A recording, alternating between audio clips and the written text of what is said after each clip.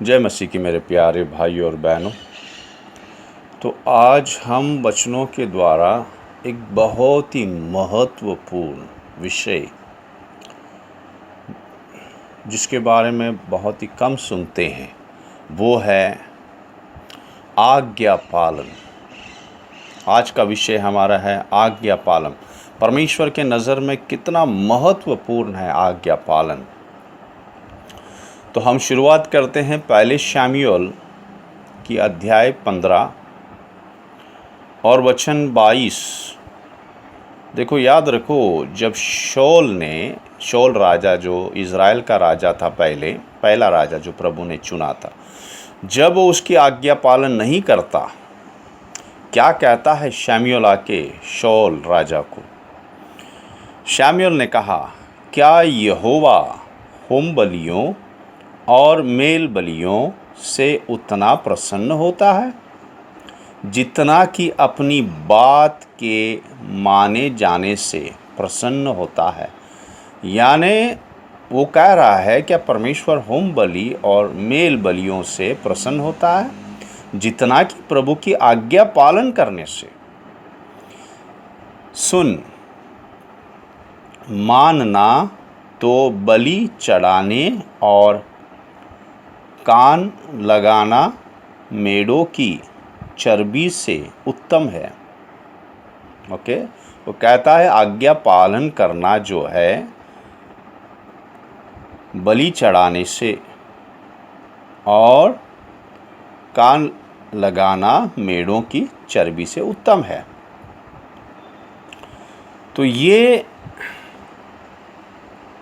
जो भविष्यद्वक्ता शमूएल कहता है, क्योंकि प्रभु उसके द्वारा कहता है कि मैं आज्ञा पालन चाहता हूँ, तेरी बलि नहीं चाहता, जो बलि मुझे पसंद नहीं है। पहले प्रभु को क्या पसंद है? आज्ञा पालन। तो आज इसके बारे में हम वचनों के द्वारा देखेंगे मेरे भाइयों बहन। सबसे पहले यानी आज्ञा पालन कौन से विषय, यानी आज्ञा पालन करने से क्या क्या कैसे कैसे जुड़ते हैं हम परमेश्वर से। तो सबसे पहले हम पढ़ेंगे, हम देखेंगे कि आज्ञा पालन जो है परमेश्वर के भय में चलना। जो आज्ञा पालन करते हैं वो परमेश्वर के भय में चलते हैं। वचनों से देखेंगे। मैं सिर्फ एक वचन पढ़ूंगा, हालांकि उत्पत्ति की अध्याय 22 9 से 12 पढ़ना है, मैं सिर्फ 12 पढ़ूंगा। परमेश्वर अब्राहम से क्या कहता है? उसने कहा, उस लड़के पर हाथ मत बढ़ा और ना उसे कुछ कर, क्योंकि तूने जो मुझसे अपने पुत्र वरन अपने एक लौते पुत्र को भी नहीं रख छोड़ा, इससे मैं अब जान गया हूँ तू परमेश्वर का भय मानता है। तो प्रभु ने अब्राहम को क्या आज्ञा दी कि तेरे एक बेटे को ले जा और इस पर्वत पे मेरे लिए बलि दे। तो अब्राहम जब आज्ञा पालन करता है, परमेश्वर क्या कहता है? अब मैं जानता हूँ कि तू मेरे भय में चलता है। और भी वचन देखेंगे। आज्ञा पालन करना यानी परमेश्वर के भय में चलना है। फिर हम जाएंगे भजन संगीता 128 में। क्या लिखा है भजन संगीता 128:1 में? क्या ही धन्य है हर एक जो यहोवा का भय मानता है और उसके मार्ग पर चलता है। तो परमेश्वर का आज्ञा पालन करने वाला उसके मार्ग पे चलता है। तो कौन है वो परमेश्वर का भय मानता है। फिर हम और एक वचन देखेंगे, आयुब की किताब में जाएंगे। आयुब का अध्याय 1 और वचन 8 पढ़ेंगे। यहोवा ने शैतान से पूछा, क्या तूने मेरे दास आयुब पर ध्यान दिया है? क्योंकि उसके तुल्य खरा और सीधा और मेरा भय मानने वाला और बुराई से दूर रहने वाला मनुष्य और कोई नहीं है। प्रभु क्या कह रहा है अय्यूब के बारे में? मेरा आज्ञा पालन करके चलने वाला, वो मेरे भय में चलता है। तो याद रखिए, जब आज्ञा पालन करते हैं परमेश्वर का, ओके, वो परमेश्वर के भय में चलता है। ये वो आदमी है जो परमेश्वर के भय में चलता है। मगर यहाँ पे कुछ आज्ञा पालन करना है, कुछ छोड़ना, ऐसा नहीं है। जो हमें भाता है वो आज्ञा पालन करना है, जो हमें नहीं भाता वो छोड़ना, ये नहीं चलता है। परमेश्वर का हर एक वचन जो पालन करके चलता है वो परमेश्वर के भय में चलता है। यशायाह का अध्याय 50 और वचन 1 में क्या कहता है?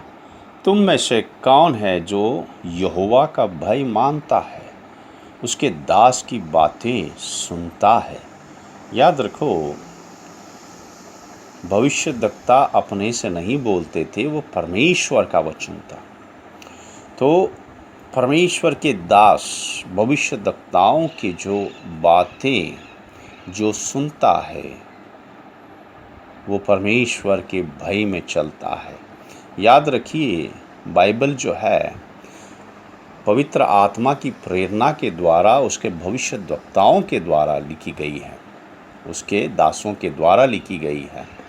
ओके, तो पहला हमने देखा कि आज्ञा पालन, जो आज्ञा पालन करते हैं वो कैसे हैं? वो परमेश्वर के भय में चलते हैं। आज्ञा पालन करने वाले परमेश्वर के भय में चलते हैं। दूसरा मुद्दा, पहला मुद्दा था आज्ञा पालन करना, परमेश्वर के भय में चलना है। दूसरा मुद्दा हम देखते हैं, आज्ञा पालन करना यानी विश्वास में चलना है। ओके, कुछ वचन हम पढ़ेंगे। तो याद रखिए, उत्पत्ति के अध्याय 6 में परमेश्वर नूह को कहता है कि तो एक नाव बना, तो एक नाव बना, क्योंकि मैं जल प्रलय ले आने वाला हूँ और सारे मनुष्य, सारे जीवित प्राणी को मैं इस पृथ्वी पर नाश करूँगा। ओके, तो पता है, ये जो नूह जब प्रभु की आज्ञा पालन की, उसके बारे में क्या लिखा है ये हम पढ़ेंगे। इब्रानी की अध्याय 11 वचन 7। विश्वास ही से नूह ने उन बातों के विषय में जो उस समय दिखाई न पड़ती थी चितौनी पाकर भक्ति के साथ अपने घराने के बचाव के लिए जहाज बनाया और उसके द्वारा उसने संसार को दोषी ठहराया और उस धर्म का वारिस हुआ जो विश्वास से होता है। सो आज्ञा पालन नूह ने किया और उसने नाव बनाया। ओके, तो आज्ञा पालन करना क्या है? इब्रानी के अध्याय 11:7 में लिखा, विश्वासी से नूह ने उन बातों के विषय में जो उस समय दिखाई न पड़ती थी चितौनी पाकर भक्ति के साथ अपने घराने के बचाव के लिए जहाज बनाया। तो जब प्रभु की आज्ञा पालन करते हैं तो वो मनुष्य, वो विश्वासी विश्वास में चलता है। इसलिए प्रभु कहता है कि मेरे धर्मी, मेरे बच्चे विश्वास से जिएंगे। इसका मतलब क्या है? विश्वास से जीने का मतलब क्या आज पता चला? आज्ञा पालन करके जीना है हर पल प्रभु का। ओके, तो इसलिए हमने ये विषय लिया, आज्ञा पालन, जो बहुत ही महत्वपूर्ण है। ओके, फिर हम देखते हैं लूका के अध्याय 4 और 27। यहाँ पे हम पढ़ते हैं, देखते हैं कि नमान करके एक सीरिया का जो सेनापति था, वो कोढ़ित था और वो आया भविष्यद्वक्ता एलीशा के पास इज़राइल में, याद रखिए सीरिया से वो इज़राइल में आया, कई हज़ारों किलोमीटर तय करके आया उसकी कोढ़ ठीक होने के लिए। और एलीशा ने क्या कहा, जाओ उर्दुन नदी में 7 बार डुबकी लगाओ। तो जब उसने आज्ञा पालन किया तो क्या हुआ, उसका कोढ़ चला गया। उसने विश्वास किया कि मैं जाके जैसा कहा है वैसे मैं करूँगा, तो ये मेरी कोढ़ चली जाएगी। और यीशु क्या कहता है, क्या इज़राइल में कोढ़ी नहीं थे? मगर नमान का कोढ़ क्यों अच्छा हुआ, क्यों चंगाई मिली? क्योंकि वो विश्वास करके आया। और जब एलीशा ने कहा कि जाओ उर्दन नदी में, उसने आज्ञा पालन की, 7 बार डुबकी लगाया। आज्ञा पालन का मतलब है विश्वास। और एक वचन और 2 वचन लेते हैं, ओके, ताकि हमें और उसको पता चले उसके बारे में, आज्ञा पालन के बारे में। लूका के अध्याय 17 और 12 लेते हैं। यहाँ याद रखो 10 कोढ़ी आते हैं, ओके। जब यीशु के बारे में सुनते हैं 10 कोढ़ी आते हैं, याद रखो उस वक्त जो है कोढ़ियों को एक जगह पे रखा जाता था, उनको कहीं पे भी घूमना मना था। अगर वो देखते कहीं पे भी घूम रहे हैं कोढ़ी लोग, तो उसको पत्थर से मार देते थे। ये अपना जान हथेली पे लेके आए थे बाहर यीशु को मिलने के लिए, क्योंकि उन्हें पता था यीशु उनको चंगाई देगा। मगर जब यीशु को उन्होंने देखा, बोला, हे प्रभु हम पे दया करो, हम पे दया करो, हमें चंगाई चाहिए। तो यीशु ने क्या कहा, ओके तुम चंगे हो जाओ? नहीं, उन्होंने कहा जाओ और जाके याजक को बताओ तुम्हारी स्थिति या तुम्हारा हाल। देखो तुरंत चंगे नहीं हुए वो, मगर जब आज्ञा पालन किया, उन्होंने विश्वास किया और प्रभु का आज्ञा पालन किया। और याद रखिए, अगर आप पढ़ेंगे आगे तो उसमें लिखा है जाते जाते रास्ते में उनको चंगाई मिला। तो याद रखिए मेरे भाइयों बहनों, इनको तुरंत चंगाई नहीं दिया प्रभु ने। प्रभु उनको फर्क रहा था कि आज्ञा पालन करेंगे कि नहीं। आज्ञा पालन करना विश्वास है। जब वो गए, जब वो जा रहे थे, आधे रास्ते में उनको चंगाई मिला। तो मेरे भाइयों बहनों याद रखिए, इसलिए मैंने आप लोगों को ये वचन दिया है ताकि आप जान पाएँ कि आज्ञा पालन करना प्रभु का विश्वास करना है। फिर और एक बात जो है, जब हम देखते हैं प्रभु चेलों को चुनता है, लूका के अध्याय 5 1 से 7 पढ़ेंगे तो यहाँ पे पतरस जो है सारी रात जो है नाव समंदर से लेके आए हैं बाहर, और उन्हें कुछ भी नहीं मिला है। मच्छी मारने गए, कुछ भी नहीं मिला सारी रात। और वो आए हैं तो सबसे पहले लूका के अध्याय 5 1 से 7 में पढ़ सकते हैं। तो प्रभु सबसे पहले कहता है नाव थोड़ा पानी में डालो ताकि मैं वो बैठे, और प्रचार किया उन्होंने। फिर उसके बाद उसने कहा पतरस को कि चलो अभी नाव समंदर में डाल दो, गहरे समंदर में। पतरस कहता है प्रभु सारी रात मेहनत की, मगर फिर भी आप कहते हैं तो मैं आज्ञा पालन करूंगा ज़रूर। ओके, आप कहते हैं तो आज्ञा पालन करूंगा। और क्या होता है जब वो आज्ञा पालन करते हैं और नाव डालते हैं बीच समंदर में, क्या होता है, इतनी मच्छियाँ पकड़ लेते हैं कि नाव डूबने का खतरा होता है। तो ये कैसे हुआ? प्रभु की आज्ञा पालन की।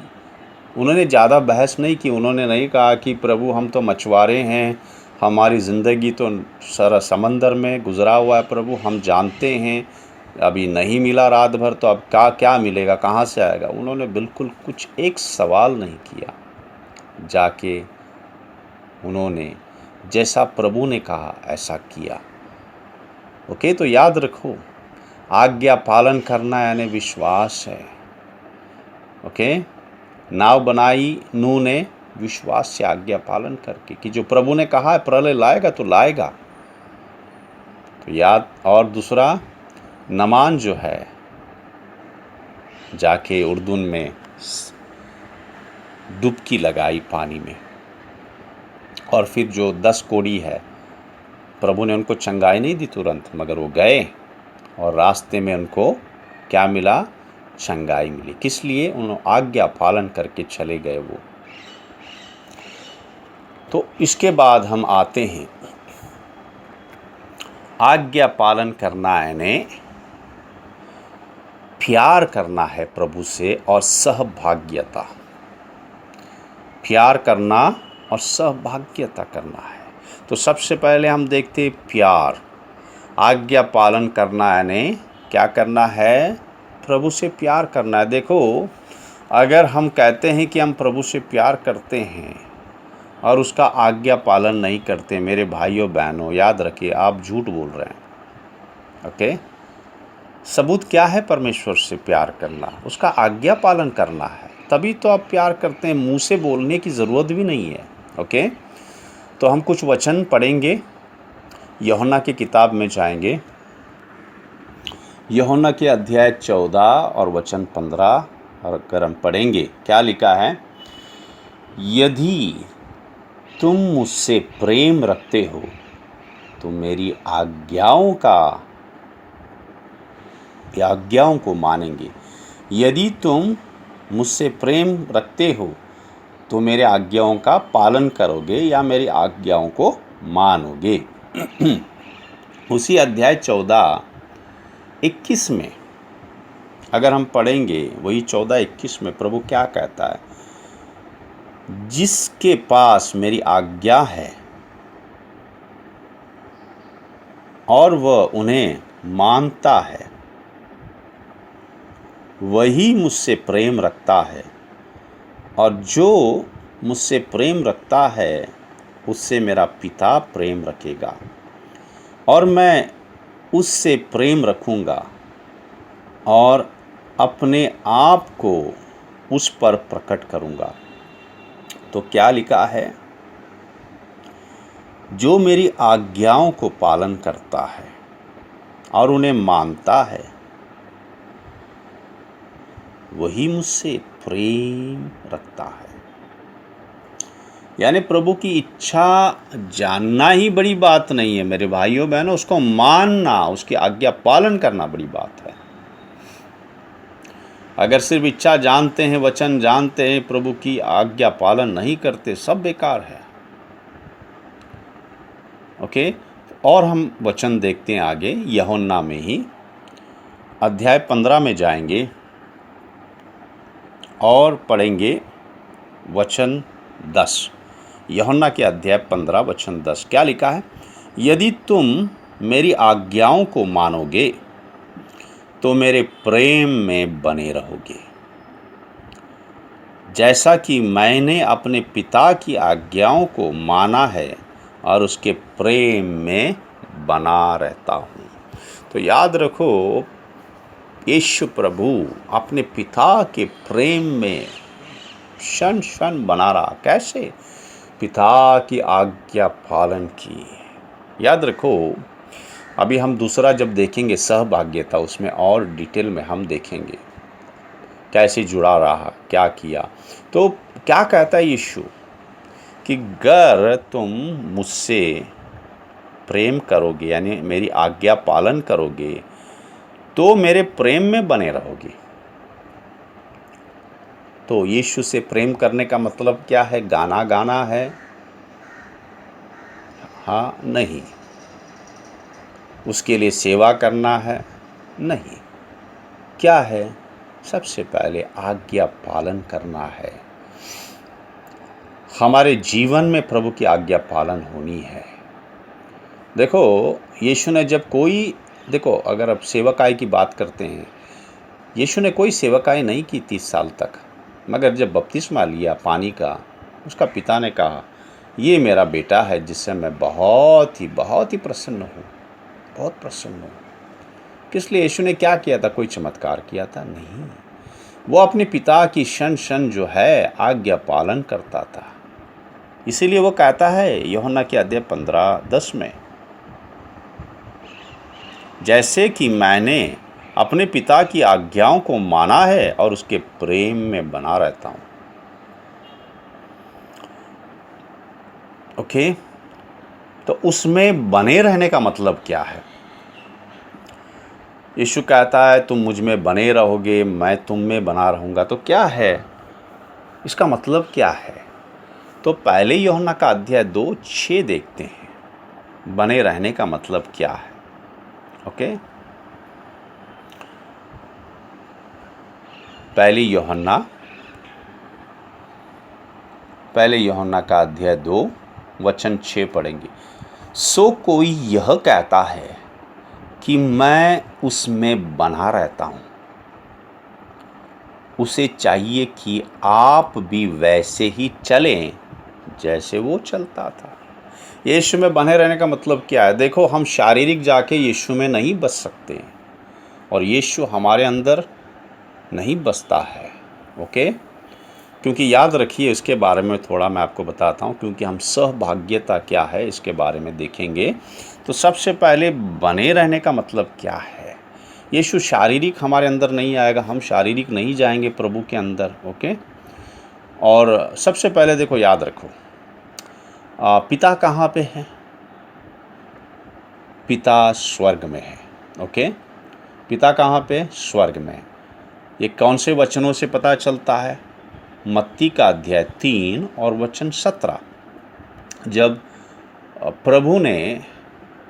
यीशु प्रभु ने बपतिस्मा लिया पानी का, और क्या हुआ? स्वर्ग से वाणी आई, क्या है? ये मेरा पुत्र है जिससे मैं बहुत प्रसन्न हूँ। कौन पुत्र कहता है? पिता पुत्र कहता है। किसको? यीशु को, उसके वचन को। तो पिता कहाँ से कह रहा है? स्वर्ग से कह रहा है। और फिर पवित्र आत्मा भी उतरता है कबूतर के रूप में स्वर्ग से। ओके, बेटा कहाँ पे है? धरती पर है। फिर यूहन्ना की अध्याय 1:18 में क्या कहता है प्रभु? जरा पढ़ेंगे हम। यूहन्ना का अध्याय 1:18 में प्रभु यीशु कहता है, परमेश्वर को किसी ने कभी नहीं देखा, यानी मेरे पिता को किसी ने कभी नहीं देखा। वो कहता, एक लौता पुत्र जो पिता के गोद में है, उसी ने उसे प्रकट किया। पिता को किसने प्रकट किया? यीशु प्रभु ने। जब शरीर में आया उसने बताया। ओके, तो सबसे पहले हमने जानना है कि पिता स्वर्ग में है। मत्ती का अध्याय 3:17, स्वर्ग से वाणी आई। यूहन्ना के अध्याय 1:18 कि यीशु कहता है, एक लौता पुत्र जो पिता की गोद में है, उसी ने उसको प्रकट किया, और परमेश्वर को किसी ने कभी नहीं देखा, यीशु कहता। फिर पहले तीमोथी के अध्याय 6, 15 और 16 में पौलुस क्या कहता है? एकमात्र अधिपति, राजाओं का राजा, प्रभुओं का प्रभु, जो परमेश्वर है, पिता है, वो अगमय ज्योति में है, उसे कभी किसी ने नहीं देखा, न कोई देख सकता है। पिता स्वर्ग में है, अगमय ज्योति में है, उसको कभी किसी ने नहीं देखा, न देख सकता है। ओके, तो ये पिता कहाँ पे है? स्वर्ग में है। ओके, अभी यीशु कहाँ पे है? यीशु कहाँ पे है? कोई कहते हैं ये इसके अंदर है, यीशु इसके अंदर आया, यीशु उसके अंदर आया। यीशु कहाँ पे है? ऐसी कोई बात नहीं है। प्रभु दर्शन देता है, मगर है कहाँ पे प्रभु? ओके, प्रभु को दर्शन देने के लिए कोई बात नहीं। ओके, वो दर्शन देता है। मैं किस लिए आपको बता रहा हूँ? क्योंकि हमारे अंदर आज जो बसा है वो पवित्र आत्मा है, परमेश्वर के वचन के द्वारा। ओके, ये शरीर जो है पवित्र आत्मा का मंदिर है। मैं किस लिए आप लोगों को ये सब बता रहा हूँ? क्योंकि सहभाग्यता क्या है इसके बारे में हम देखेंगे। ओके, तो यीशु कहाँ पे है? तो याद रखिए, जैसे मैंने आपको बताया, यीशु जो है वो दर्शन देता है। ओके, वो स्वर्ग में बैठा है, वो दर्शन भी देता है, मगर वो कहाँ पे बैठा है? स्वर्ग में बैठा हुआ है। कैसे बैठा है, कहाँ पे बैठा है? पिता की दाहिने हाथ पे बैठा है, सिंहासन पर बैठा है। ओके, वो राजाओं का राजा, प्रभुओं का प्रभु है। वो आएगा एक दिन पृथ्वी पर राज करने के लिए, हम भी उसके साथ में आएंगे। मगर फिलहाल कहाँ पे बैठा हुआ? पिता के दाहिने हाथ में। कुछ वचन देखते हैं, प्रेरितों के अध्याय 7:55 अगर देखेंगे हम। आपको याद है स्तिफनस जो पहला बलि हो गया या कलीसिया के लिए कुर्बान हुआ, उसको पत्थरों से मारा गया। तो ये स्तिफनस के बारे में है, प्रेरितों के काम जो अध्याय 7 में 55 वचन में लिखा है। परंतु उसने पवित्र आत्मा से परिपूर्ण होके, याद रखिए स्तिफनस जो है पवित्र आत्मा से परिपूर्ण था, भरा हुआ था। स्वर्ग की ओर देखा स्तिफनस ने। कहाँ पे? कब? जब पथराव उसको कर रहे थे। और देखो, और परमेश्वर की महिमा को और यीशु को परमेश्वर की दाहिने ओर खड़ा देखा। यीशु किसके दाहिने ओर खड़ा था? पिता के दाहिने ओर एक्चुअली सिंहासन पर बैठा है। मगर स्तिफनस को देख के पथराव करते हुए वो खड़ा हो गया यीशु प्रभु। तो कहाँ यीशु प्रभु? पिता के दाहिने हाथ पे बैठा हुआ। यहाँ पे लिखा है प्रभु उठे स्तिफनस को देखने के लिए। फिर हम और 2 वचन लेते हैं। रोमियो के अध्याय 8:34 लिखा है, फिर कौन है जो दंड की आज्ञा देगा? मसीह वह है जो मर गया वरन मुर्दों में से जी भी उठा और परमेश्वर पिता की दाहिने ओर है और हमारे लिए निवेदन भी करता है। यीशु पिता की दाहिनी ओर बैठ के क्या कर रहा है? हमारे लिए प्रार्थना कर रहा है, निवेदन कर रहा है स्वर्ग में। फिर और एक वचन देखते हैं, इब्रानी के अध्याय 12 और वचन 2 पढ़ेंगे।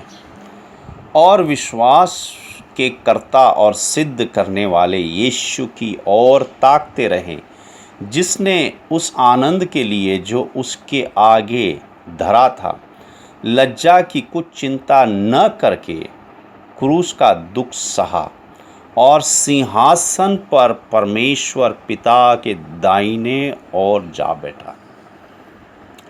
तो याद रखिए प्रेरितों के अध्याय 1 में अगर हम देखेंगे, यीशु मसीह सब अपने चेलों के देखते हुए उठा लिया गया। प्रेरितों के अध्याय 1 में लिखा है, और उन्होंने कहा मैं जाऊंगा और पवित्र आत्मा को भेजूंगा। 10 दिन के बाद, यीशु जाने के बाद पवित्र आत्मा उतरा इस पृथ्वी पर। ओके, उसके पहले ऐसा नहीं दिया गया था। पवित्र आत्मा आज है, पृथ्वी पर है, हर एक विश्वासी में है। ओके, कलीसिया का काम बढ़ा रहा है पवित्र आत्मा, उसके द्वारा हम चलते हैं, उसके द्वारा हम सौभाग्यता होते हैं।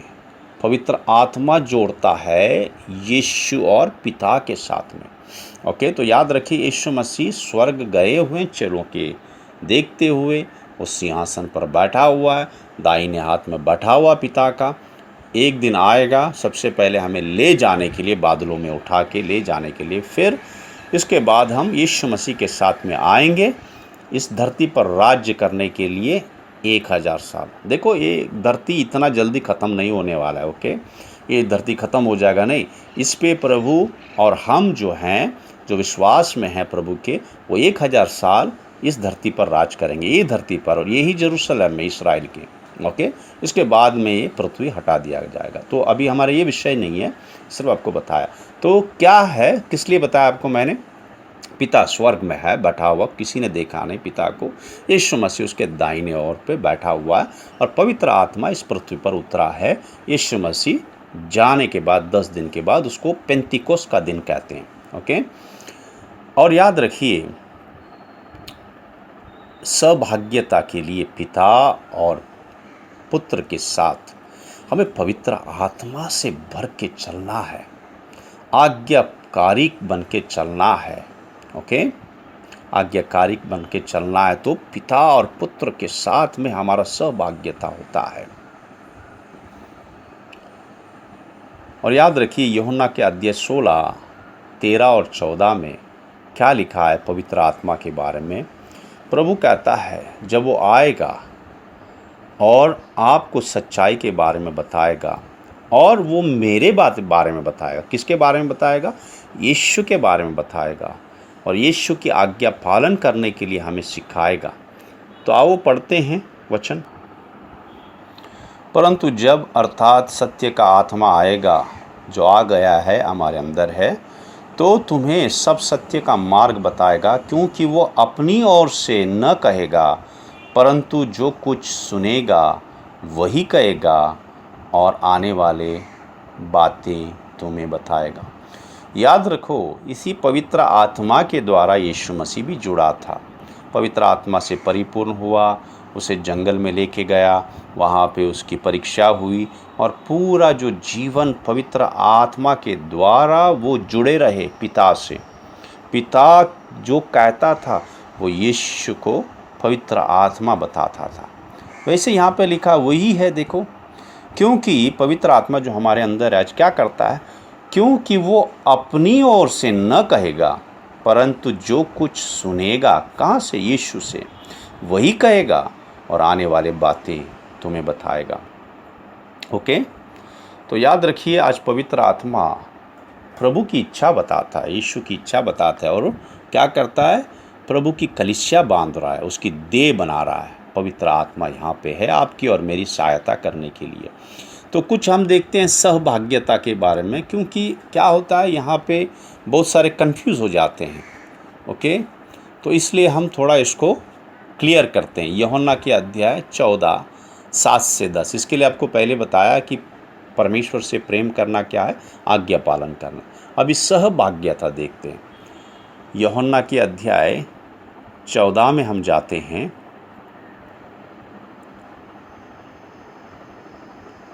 और यहाँ क्या कह रहा है यीशु मसीह?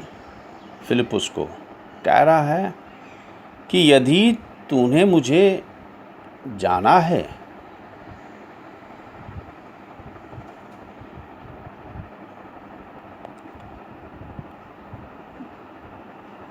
तो मेरे पिता को भी जाना है।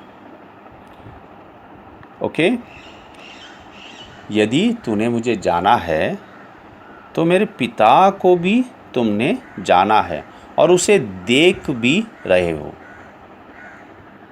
तो प्रभु यीशु क्या कहता है कि पिता ऐसे है कि 2 हाथ 2 पैर? नहीं, वो कहता है मेरी सहभाग्यता है पिता के साथ में।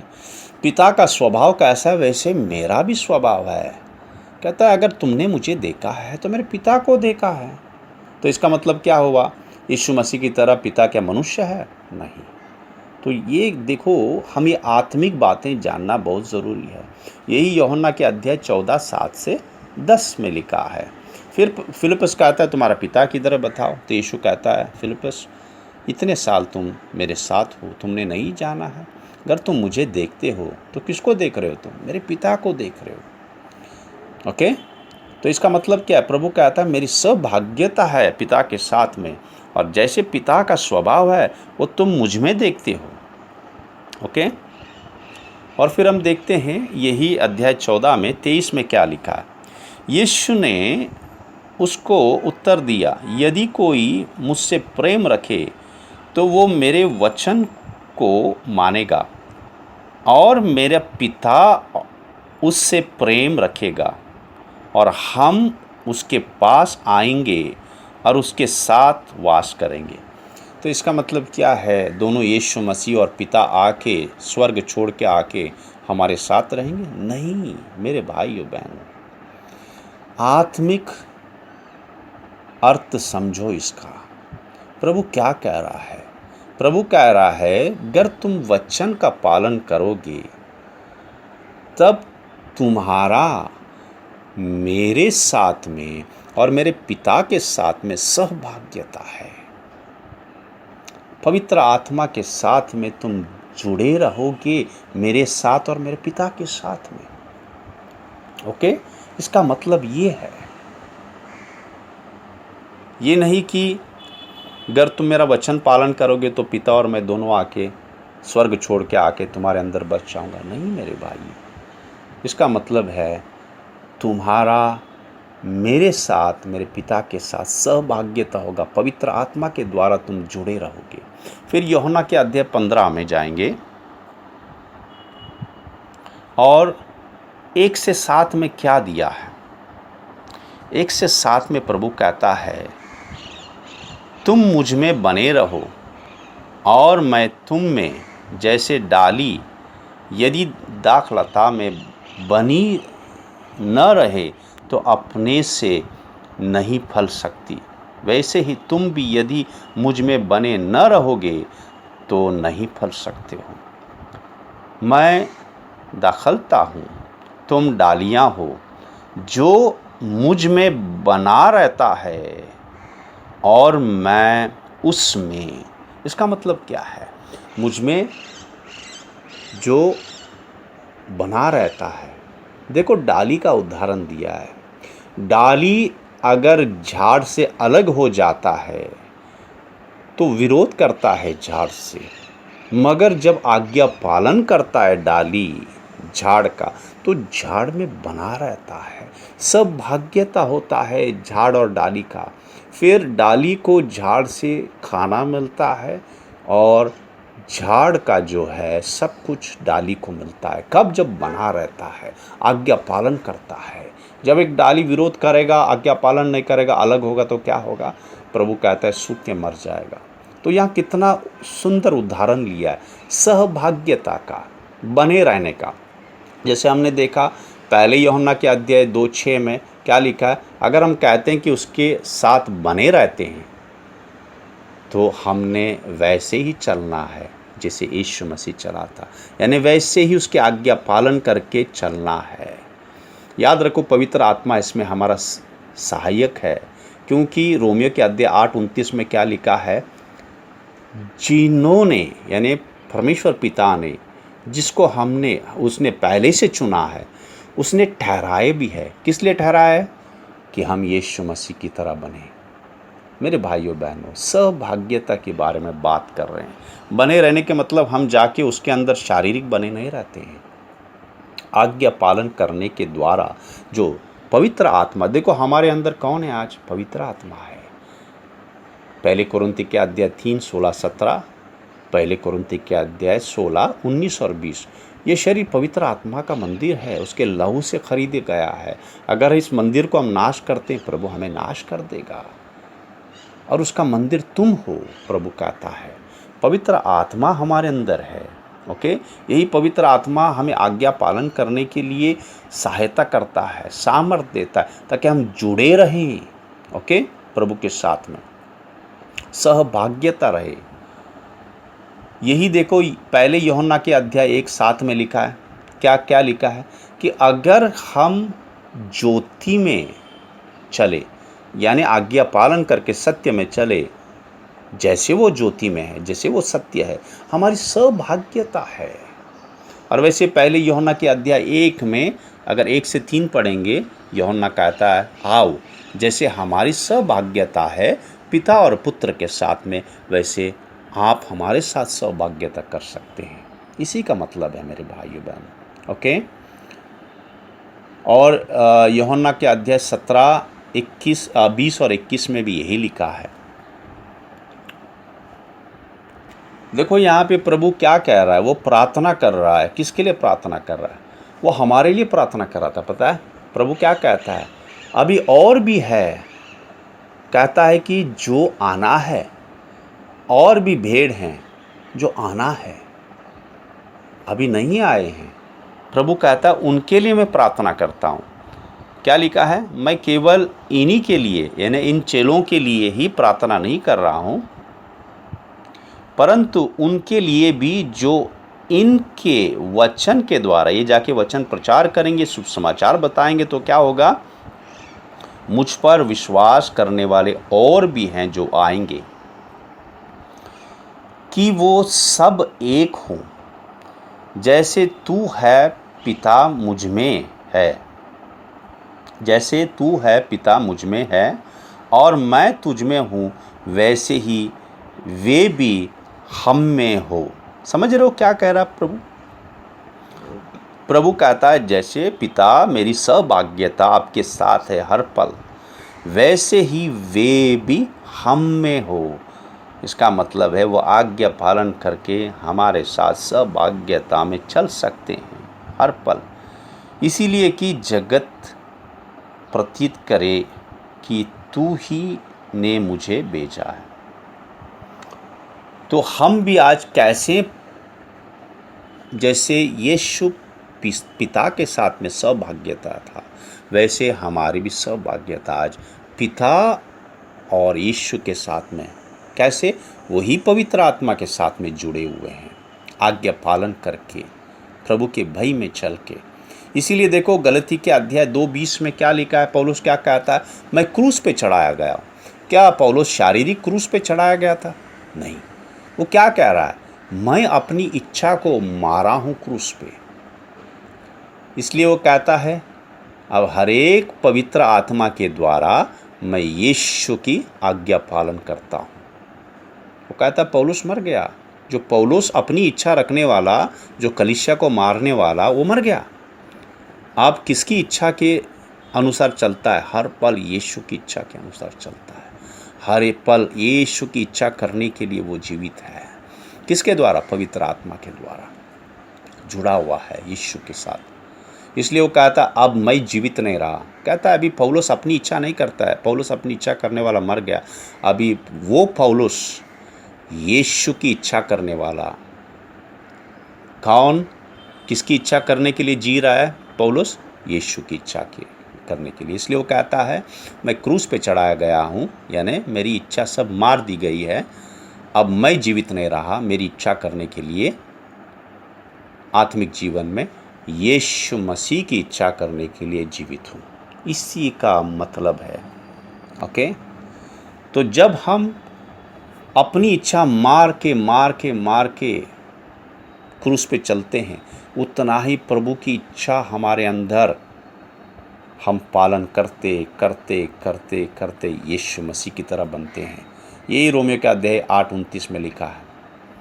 किस लिए हमें चुना? यीशु मसीह की तरह बनने के लिए। ओके, और ये प्रकाशित वाक्य अध्याय 3 में भी क्या लिखा है?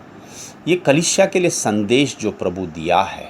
ओके, तो एक कलीसिया में ऐसा है कि प्रभु कलीसिया के बाहर है और वो दरवाज़ा खटखटा रहा है। देखो याद रखो ये कलीसिया के लिए दिया हुआ है समाचार, 7 कलीसियाओं के लिए। ओके, तो एक कलीसिया जो मेरे ख्याल से लाउदिशिया की कलीसिया है, प्रकाशित वाक्य अध्याय 3 में। तो ये कलीसिया के बाहर जो है प्रभु खटखटा रहा है। देखो कलीसिया आज हम ये एहसास करके चल सकते हैं कि प्रभु हमारे साथ है, हम प्रभु का क्या कहते हैं स्तुति कर रहे हैं, आराधना कर रहे हैं, मगर आज्ञा पालन नहीं है उस कलीसिया में, तो प्रभु बाहर खड़ा है मेरे भाइयों बहनों। हाँ, गाना बजाना वगैरह बहुत कुछ हो सकता है, मगर प्रभु की उपस्थिति नहीं होगी। प्रभु बाहर खड़ा है, एक कलीसिया में प्रभु बाहर खड़ा है और प्रभु कह रहा है इन कलीसियाओं को, इस कलीसिया को, अगर तुम मेरा आज्ञा पालन करो, कुछ करो, कुछ है लोग अगर करते हैं आपकी कलीसिया में, तो मैं उनके साथ में सहभाग्यता करूँगा। ये नहीं प्रभु हमारे साथ में आके खाना खाएगा, नहीं। प्रभु कहता है अगर इस कलीसिया में जो मेरी आज्ञा पालन नहीं करते, अगर कुछ करते हैं, तो मैं उनके साथ में सहभाग्यता करूँगा। इसी का मतलब है प्रकाशित वाक्य का अध्याय 3 में। ओके, तो हम आगे बढ़ते हैं। फिर हम देखते हैं कि आज्ञा पालन करना सत्य में चलना है। ओके, आज्ञा पालन करने का मतलब क्या है? सत्य में चलना है। अगर हम यूहन्ना की अध्याय 17 और वचन 17 में पढ़ेंगे, प्रभु क्या कहता है? सत्य के द्वारा उन्हें पवित्र कर कि हे पिता तेरा वचन सत्य है। वो पिता को कह रहा है तेरा वचन सत्य है पिता। ओके, तो अगर हम वचन का आज्ञा पालन करके चलते हैं तो किस में चल रहे हैं? सत्य में चल रहे हैं। और पता है सत्य में चलना ज्योति में चलना है। यही मैंने आपको बताया पहले यूहन्ना की अध्याय 1 और 1 वचन 7। यूहन्ना कहता है अगर हम ज्योति में हैं, ज्योति में चलते हैं जैसे वो ज्योति में, हमारी सहभाग्यता है। तो अगर हम वचन आज्ञा पालन करके चलते हैं तो सत्य में चलते हैं, सत्य में चलते हैं तो प्रकाश में चलते हैं, प्रकाश में चलते हैं तो पवित्रता में चलते हैं। ओके, इधर दोनों चीज़ लिखा है कि सत्य के द्वारा उन्हें पवित्र कर। अगर वचन का आज्ञा पालन करते हैं जो सत्य है तो क्या होता है, सत्य में चलते हैं, ज्योति में रहते हैं और पवित्रता में चलते हैं। यूहन्ना 17:17 में आपको उदाहरण दिया, दोनों चीज़ बताएं। पवित्र कर कैसे, वचन के द्वारा, वचन सत्य है। फिर यूहन्ना का अध्याय 3 में चलते हैं। क्या लिखा है यूहन्ना का अध्याय 3:21 में, परंतु जो सच्चाई पर चलता है, सच्चाई क्या हमने देखा, पवित्रता सच्चाई वचन है। जब वचन का पालन करके चलते हैं वो ज्योति के निकट आता है, प्रकाश में चलता है, ताकि उसके काम प्रकट हो कि वह परमेश्वर की ओर से किए गए हैं। जो वचन आज्ञा पालन करके चलते हैं वो सत्य में चलते हैं, वो ज्योति में चलते हैं, वो पवित्रता में चलते हैं और उसका काम प्रकट है। और याद रखो, अगर हम ऐसा चलते हैं तो जब क्या होता है, संसार के लिए हम ज्योति ठहरते हैं। ओके, क्या ठहरते हैं हम, संसार के लिए ज्योति ठहरते हैं। क्योंकि जो सच्चाई में चलता है, वो सत्य में चलता है, वो पवित्र रहता है, पवित्रता में चलता है और हम ज्योति ठहरते हैं। कैसे ठहरते हैं ज्योति, 2 वचन देखेंगे। यूहन्ना की अध्याय 8:21 वचन पढ़ेंगे। उसने फिर उनसे कहा, मैं जाता हूँ और तुम मुझे ढूंढोगे,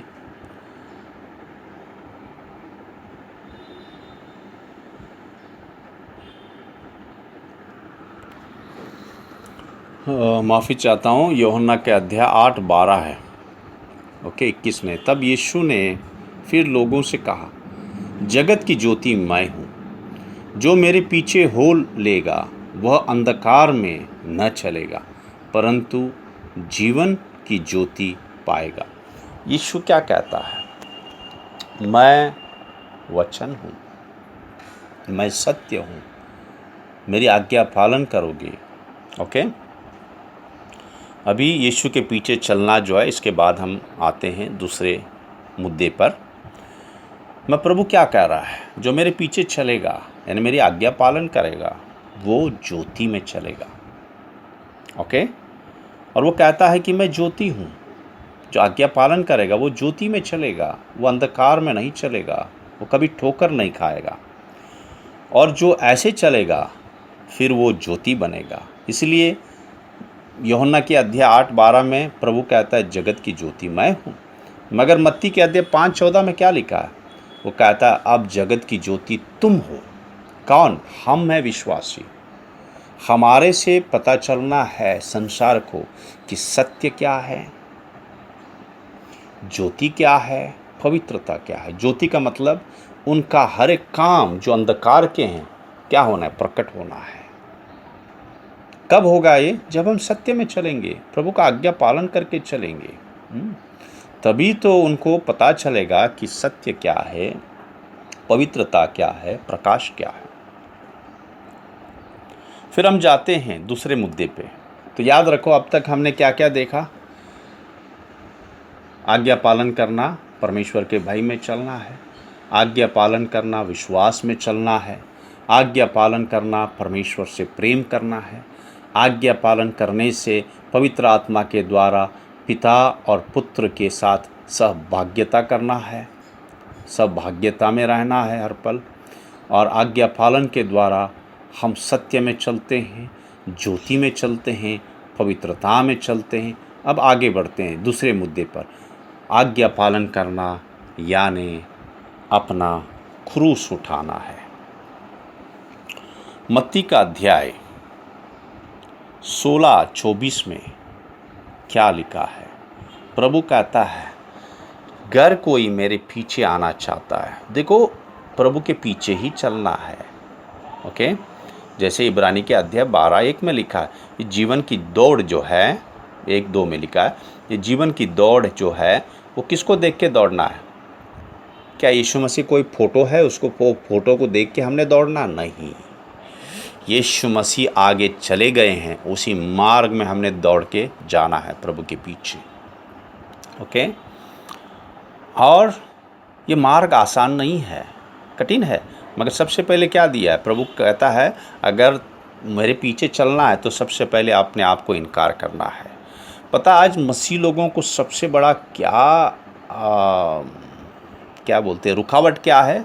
क्या रुकावट है? ठोकर। अगर उन्हें कुछ सत्य बताओ, ठोकर लग जाता है।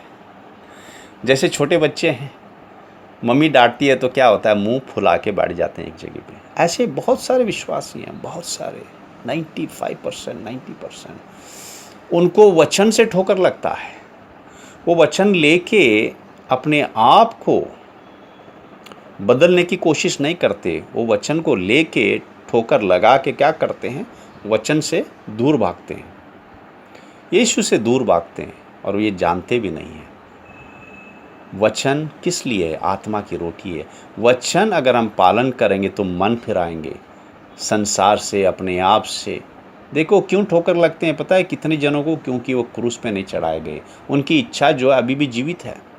अगर अपनी इच्छा क्रूस पे चढ़ाएंगे तो ठोकर नहीं लगे, क्योंकि अपने आप में आप मरे हैं, अपनी इच्छा के लिए मरे। एक मरे हुए आदमी को आप चिमटा ले लो, थूको उसके मुंह पे, उसको कुछ नहीं होगा क्योंकि मरा है। आपकी इच्छा मरी नहीं, इसलिए आपको ठोकर लगता है मेरे भाइयों बहन। देखो आपकी इच्छा मरी हुई है, यीशु मसीह के साथ में आप मारे हैं क्रूस पे, कि अपनी इच्छा लेके चल रहे हैं।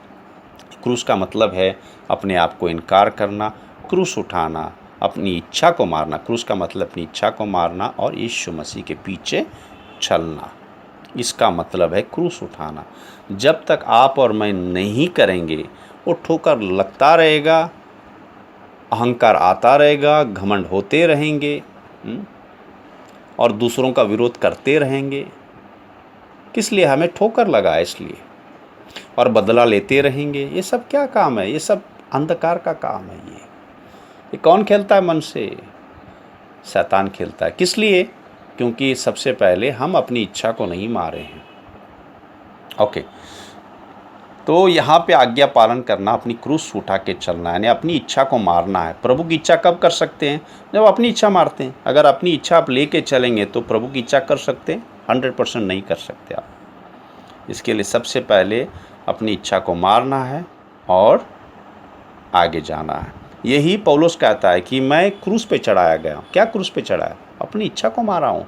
अब वो कहता है मैं मेरी इच्छा नहीं कर रहा हूँ, यीशु मसीह उसकी इच्छा कर रहा है मेरे जीवन के द्वारा। और फिर हम यूहन्ना के अध्याय 12:24 में अगर पढ़ेंगे, प्रभु यही कह रहा है कि अगर एक दाना ज़मीन पे नहीं गिरता, वो अपने आप में रह जाता है, मगर जब गिरता है वो मरता है। क्या होता है? कई फल लाते हैं। ये बहुत सारे विश्वासी नहीं जान पाए। वो क्या किए? अपने आप को अकेले रखे हैं। वो मरना नहीं चाहते। वो कहते हैं ओ मैं तो शोकेस में बहुत ही अच्छा दिखता हूँ, मुझे मरना नहीं। प्रभु कहता रह जाओ, फिर वहीं पे रह जाओ, मगर अपने आप में नहीं मरेंगे, कभी आप फल नहीं ला सकते। जब एक दाना गिरता है ज़मीन पे, उसका कोई भी, क्या कहते हैं उसको, उसका कोई भी निशान नहीं रहता उस बीज का। क्या होता है? जड़ बन जाता है, पौधा निकल आता है। बीज का क्या हुआ? कोई नामो निशान नहीं है, बीज का शक्ल है ही नहीं। क्या होता है? नया जीवन आया। मेरे भाइयों बहनों, हम बहुत सारे पुरानी सृष्टि में जी रहे हैं, नई सृष्टि में नहीं आए हैं। आपको उत्साहित करता हूँ मेरे भाइयों बहनों, नई सृष्टि में आ जाओ, अपने आप में मर जाओ, वो नया पौधा हो जाओ जिसमें हज़ारों फल आएंगे। इसलिए यीशु कहता है जब तक वो दाना नहीं मरता वो अकेले रहता है, मगर जब वो मरता है बहुत सारे फल लाता है। देखो उसमें बहुत दुख है, कठिनाई है। यीशु मसीह के लिए आसान नहीं था। ये मत बोलो कि नहीं वो प्रभु था, नहीं। इसलिए इब्रानी के अध्याय 5:8 में क्या लिखा है, वो परमेश्वर का पुत्र होने के बावजूद क्या किया उसने, दुख उठा के आज्ञा पालन करना सीखा। क्या करना सीखा, दुख उठा के आज्ञा पालन करना सीखा। उसको आसान नहीं था। आज्ञा, देखो परमेश्वर कोई पक्षपात नहीं करता है, वो उसका बेटा है करके हाँ नहीं, उसको आज्ञा पालन करना कैसे सीखा, दुख उठा के। क्योंकि यहाँ पे धरती पर परमेश्वर का शरीर था, उसकी इच्छा थी, उसकी इच्छा पिता की इच्छा से अलग थी। इसलिए उसने कहा मैं अपनी इच्छा करने नहीं आया, मैं अपनी इच्छा हर पल क्रूस पे मारते मारते मारते चलाऊं। यीशु मसीह सिर्फ 6 घंटा क्रूस पे नहीं लटके, सारा जीवन अपना क्रूस उठा के चला। इसलिए आपको और मुझे भी कहता है क्रूस उठा के चलो, अपनी इच्छा मारते मारते मेरे पीछे आ जाओ। यही पौलुस कहता है गलती के अध्याय 2:20 में, वो कहता है मेरी सारी इच्छा मैं मार दिया हूँ। कहता अभी मेरा कोई इच्छा नहीं, पौलुस का कोई इच्छा नहीं, पौलुस मर गया। वो शौल जो है मर गया, जो कलीसिया को मारने वाला। अब क्या कर रहा है, कलीसिया के लिए मरने के लिए तैयार है। किसकी वजह से, ओ प्रभु की इच्छा की वजह से। तो यही का मतलब है। और तभी वो सहभाग्यता से यीशु के साथ में पवित्र आत्मा के द्वारा यीशु की तरह बनता बनता बनता गया वो। इसलिए रोमियो के अध्याय 8:34 से अगर पढ़ेंगे तो क्या लिखता है, ना भूख, ना नंगाई, ना बीमारी, ना ऊंचाई, ना तराई, ना ही मृत्यु मुझे परमेश्वर के प्यार से अलग नहीं कर सकता जो यीशु मसीह में है। बोलना आसान है मगर जीना मुश्किल है, इसलिए पवित्र आत्मा दिया। और आगे बढ़ेंगे। फिर दूसरा मुद्दा है हमारा, आज्ञा पालन करने का मतलब क्या है, नम्रता से चलना। कौन नम्र है, याद रखो, ऐसे सिर नीचे झुका के धीरे से बोलेंगे चलेंगे मेरे भाइयों बहनों, वो तो क्या है, वो एक्टिंग है। उसको नम्रता नहीं कहता। नम्रता का मतलब क्या है, नम्रता का मतलब याद रखो वचनों से सीखना है। फिलिपी के अध्याय 2:8 पढ़ेंगे। ओके, क्या लिखा है फिलिपी के अध्याय 2:8 में, और मनुष्य के रूप में प्रकट होकर अपने आप को दीन किया। दीन किया का मतलब क्या है, नम्र किया, और यहाँ तक आज्ञाकारी रहा। क्या लिखा है, देखो नम्रता और आज्ञाकारी साथ में चलते हैं। कौन आज्ञाकारी नहीं है, जो घमंडी है। प्रभु कहता है गुस्सा ना करो। आप बोलते प्रभु आपका क्या परवाह है, मुझे परवाह नहीं आपका वचन का, मैं गुस्सा करूँगा क्योंकि क्या है, ये भावना है। तो प्रभु ने लिखना था वहाँ पे, ये भावना है, कोई ठीक बात है, कोई बात नहीं, तुम गुस्सा करो। या गंदी फिल्में देखते हैं बहुत सारे मर्द लोग जो विश्वासी हैं, हाँ, वो बोलते हैं क्या करें, ये तो कमज़ोरी है मनुष्य का, मर्दों का। अच्छा, तो वहाँ पे प्रभु ने लिखना था कोई बात नहीं है, वो मर्दों का कमज़ोरी है, अब कर सकते हैं। ये शैतान का कितना बड़ा झूठ है। या स्त्री लोग जो है इतना बातें करते, बोलते क्या है, तो स्वभाव है। तो प्रभु ने कहना था, लिखना था वहाँ पे, तो स्वभाव है, कोई बात नहीं, आप बहुत ही बातें करो और बहुत पाप करो, एक दूसरे के खिलाफ बातें करो, चुगली लगाओ। हाँ नहीं मेरे भाइयों बहनों, समझो प्रभु क्या कहता है। हमें प्रभु की तरह बनना है, संसार की तरह नहीं बनना है। हमें ज्योति बनना है, हमें गवाही बनना है प्रभु का। मेरे भाइयों बहनों, उस प्रभु ने कितना बड़ा त्याग दिया है, उस प्रभु को कैसे धन्यवाद करेंगे आप और मैं। कितने लोग कहते हैं प्रभु को हम क्या दे सकते हैं, हम क्या देंगे। पता है प्रभु को क्या दे सकते हैं, मैं आपको बताता हूँ आज। अपना जीवन वेदी पे चढ़ाओ बलि करके, जो रोमियो के अध्याय 12:1 में लिखा है। सारे अंग आपके वेदी पे चढ़ाओ बलि करके, पवित्र बलिदान। अपनी जीभ जो है अपने लिए इस्तेमाल ना करो, प्रभु के लिए इस्तेमाल करो। अपने हाथ अपने लिए इस्तेमाल मत करो, प्रभु के लिए इस्तेमाल करो। पौलुस की तरह अपनी इच्छा को मार दो, ख़त्म कर दो। हर एक अंग किसके लिए इस्तेमाल करोगे, प्रभु के लिए। आंखें जो हैं किसके लिए इस्तेमाल करोगे, प्रभु के लिए। यही जो है पवित्र बलिदान और यह आराधना है मेरे भाइयों बहनों। ऐसा मत बोलो प्रभु के लिए मैं क्या दे सकती हूँ, क्या दे सकता हूँ। आपका जीवन चढ़ाओ धन्यवाद करके उस वेदी पे। हर एक अंग, हाथ प्रभु के लिए काम करना है, आँख जो है प्रभु के लिए देखना है, सोच जो है प्रभु के लिए सोचना है। जो नम्र है वही आज्ञाकारी है। ओके, यहाँ पे मैंने यीशु का उदाहरण दिया, बहुत सारे वचन नहीं ले रहे हैं। ओके, फिर हम देखते हैं आज्ञा पालन करने वाले ही स्वर्गराज जाएंगे। जो आज्ञा पालन किया, विश्वास में चले। देखो कनान देश में कितने गए, बहुत सारे जो हैं वो कुड़कुड़ाते। उनको क्या चाहिए था? उनको संसार की चीज़ें चाहिए थी, खाना, रोटी, कपड़ा, ये वो। दो तो खुश है, ना दे तो प्रभु जब परीक्षा लेता है तो कुड़कुड़ाते हैं। क्या हुए? सब नाश हो गए। मगर कितने गए कनान देश में? 2 गए, 2। कौन थे वो? आज्ञा पालन करके विश्वास में चलने वाले। एक था कालेब और एक था नूह का बेटा यहोशू। 2 गए। मेरे भाइयों बहनों, मुझे दुख होता है ये बोल के, इतना बड़ा प्रभु का दास, जो प्रभु उसके आमने सामने बातें करता था, वो तक नहीं जा पाया। किस लिए? उसने विरोध किया, एक विरोध के कारण। इसलिए जितने प्रभु के दास हैं, मैं आपको बोलना चाहता हूँ, याद रखो याकूब के अध्याय 3 और 1 में, मेरे ख्याल से लिखा है 3:1 में, अगर पढ़ेंगे, लिखा है बहुत सारे प्रभु के सेवक या प्रचारक ना बने, क्योंकि बहुत सख्ती से न्याय होगा। क्योंकि जो प्रभु के दास है उन पे कड़क न्याय होगा अगर आज्ञा पालन करके नहीं चलते। अगर हमारा जीवन प्रभु के लिए गवाह नहीं है, अगर हमारा जीवन हमारे बेड़ों के लिए गवाह नहीं है। इतना बड़ा प्रभु का दास, प्रभु जिससे आमने सामने बातें करते थे, क्या हुआ? प्रभु का अनादर करने के लिए उस जाके चट्टान को मारे उसने 2 बार। प्रभु ने कहा तू नहीं जाएगा। कितना गिड़गिड़ाया वो। प्रभु ने कहा बस कर, अभी नहीं बोलेगा तू, नहीं जाएगा ना नहीं जाएगा। मैं प्रभु दयालु था, उसने दिखाया कनान देश मूसा को। हल्का न लीजिए मेरे भाइयों बहनों। हम अपनी इच्छा करके ऐसे सोचेंगे चलता है प्रभु को, नहीं। प्रभु क्या कहता है आज जो है, प्रभु क्या कहता है, स्वर्ग राज में कौन जाएंगे? आपको 2 वचन देता हूँ। ओके, ज़्यादा नहीं, 2 वचन देता हूँ।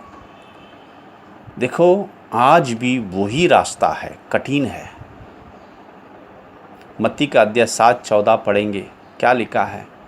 छोटा है फाटक, कठिन है रास्ता, मगर इसी के अंदर अनंत काल का जीवन है। आप पढ़ें ध्यान से, अनंत काल का जीवन कहाँ पे? बड़े रास्ते में है? नहीं, बड़े रास्ते में बहुत सारे चलते हैं। आज बहुत सारे विश्वासी बड़े रास्ते में चलते हैं, बोलते चलता है, प्रभु को नहीं चलता है। मेरे भाइयों बहनों, आप कोई सपनों की दुनिया में रह रहे हैं, संसार की तरह आप सपनों की दुनिया में रह रहे हैं, नहीं चलता प्रभु को। प्रभु अपने वचनों से न्याय करेगा, आपकी सोच और संसार की बातों पे नहीं न्याय करेगा वो। उसका वचन सत्य। इसलिए हमने आज लिया आज्ञाकारी, आज्ञा पालन, प्रभु का वचन आज्ञा पालन करना। क्या लिखा है मत्ती के अध्याय 7:14 में? सकेत, छोटा है फाटक। देखो वो छोटे फाटक में हम आते हैं कई बार, ओके, उद्धार पाते हैं, मगर क्या होते हैं जब रास्ता देखते हैं कठिन तो क्या करते हैं? उस फाटक से बाहर जाते हैं और बड़े रास्ते में चले जाते हैं। आप बोलेंगे कैसे हो सकता है? वो 10 कुंवारियों को देखो, वो तो कलीसिया की हिस्सा थे। 5 उसमें कठिनाई उठा के चलते गए, अनंत काल का जीवन पाया, मंगेतर के साथ चले गए, दूल्हे के साथ चले गए। मगर 5 क्या है, दरवाजे के अंदर आए, कठिनाई से आए होंगे, ओके, विश्वास करके, पश्चाताप करके। मगर क्या हो? बोला नहीं ये तो बहुत कठिन है, ये तो नहीं हो सकता। बाहर निकल गए, बड़े रास्ते में चले गए। प्रभु कहता मैं तुम्हें जानता नहीं हूँ। ऐसा होना है मेरे भाइयों बहनों? क्या प्रभु से खेलना है? वो खेल रहे थे। प्रभु से खेलो मत मेरे भाइयों बहनों। दूसरे विश्वासियों को भी देख के ना चलो, जो नहीं चलता उसको बताना है, उनको बताना है देखो ऐसे मत करो। अगर नहीं सुनते छोड़ दो, आप चलो।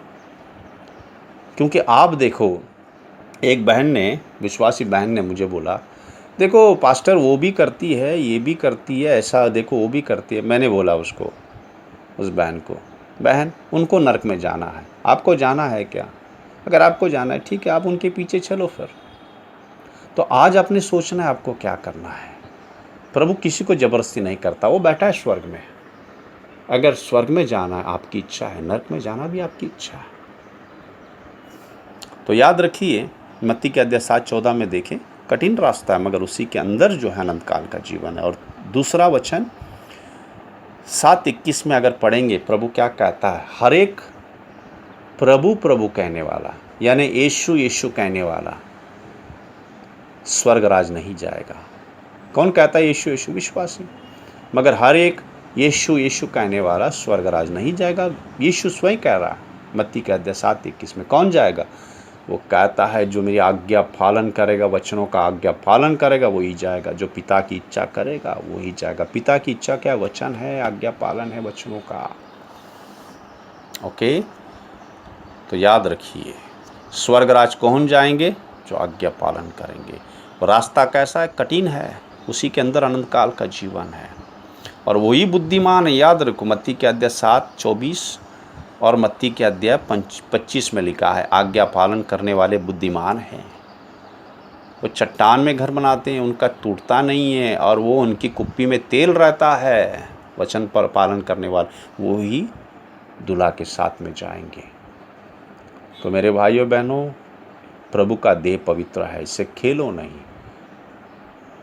आप संसार की तरह जी के यह ना सोचो कि आप प्रभु के देह में हैं। प्रभु अपनी देह को लेके जाएगा, क्योंकि वो मस्तक है। ओके, तो आज हमने कई मुद्दे देखे जो आज्ञा पालन के साथ में जुड़े हैं। सबसे पहले आज्ञा पालन प्रभु चाहता है, हमारी बलि नहीं चाहता है, यानी बलिदान नहीं चाहता है। पहले शामुएल के अध्याय 15 और 22 में देखे। फिर आज्ञा पालन का मतलब है परमेश्वर के भय में चलना। फिर आज्ञा पालन का मतलब है विश्वास में चलना। आज्ञा पालन का मतलब है परमेश्वर से प्यार करना। आज्ञा पालन का मतलब है परमेश्वर में बने रहना, और वह हम में बने रहेगा। इसका मतलब है सहभाग्यता। ओके, मैंने आपको समझाया, पिता किधर है, यीशु किधर है, पवित्र आत्मा किधर है। ओके, फिर इसके बाद में आज्ञा पालन का मतलब है सत्य, प्रकाश, पवित्रता। फिर आज्ञा पालन का मतलब क्या है? क्रूस उठा के चलना, तकलीफ सहना। फिर आज्ञा पालन का मतलब क्या है? स्वर्ग राज में प्रवेश करना। कौन करेंगे? यही करेंगे। कनान देश में कौन प्रवेश किए? कितने प्रवेश किए? 2 ही। ओके, फिर आज्ञा पालन का मतलब क्या है? नम्रता। और आज्ञा पालन का मतलब है बुद्धिमान। और प्रार्थना करेंगे। धन्यवाद करते हैं अब्बा, हालेलुया, आज के वचनों के लिए प्रभु। धन्यवाद करता हूँ प्रभु, जो आज्ञा पालन के बारे में प्रभु बताए आप, क्या क्या कैसा कैसा है आज्ञा पालन का मतलब क्या होता है। और सबसे महत्वपूर्ण है आज्ञा पालन। आज्ञा पालन में सब जुड़े हुए हैं, हर मुद्दे जुड़े हुए आज्ञा पालन से। तो प्रभु, मेरी प्रार्थना है, पवित्र आत्मा मेरी प्रार्थना है, सबको मदद करना प्रभु, सबको सहायता करना प्रभु।